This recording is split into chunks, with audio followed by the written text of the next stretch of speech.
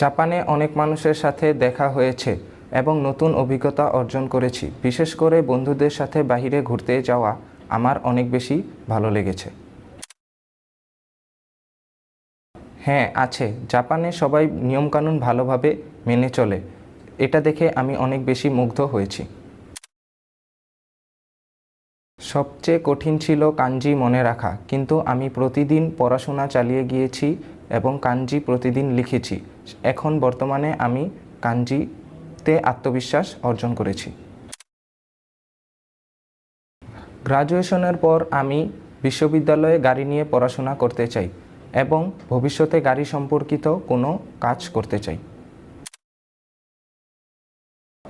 আমার ভবিষ্যতের স্বপ্ন হলো গাড়ি নিয়ে পড়াশোনা করা, কিন্তু বাংলাদেশে গাড়ি নিয়ে পড়াশোনা করার সুযোগ সুবিধা কম। জাপানে গাড়ির শিক্ষার ব্যবস্থা খুবই ভালো, তাই আমি জাপানকে বেছে নিয়েছি। এছাড়াও কিয়োশু বিজনেস সেনমনগাক্কোর ইনস্টাগ্রাম দেখে আমার মনে হয়েছে এই স্কুলটি খুবই ভালো এবং এখানে আমি আনন্দের সাথে পড়াশোনা করতে পারবো, তাই আমি এই স্কুলটি বেছে নিয়েছি। হ্যাঁ, একটু পার্থক্য আছে।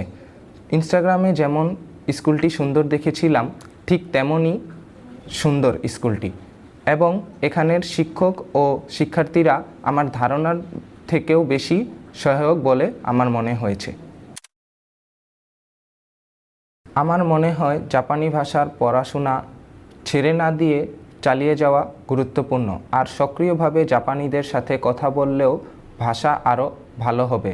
তাই আসুন আমরা সবাই কিয়োশু বিজনেস সেনমনগাক্কোতে একসাথে আনন্দের সাথে পড়াশোনা করি।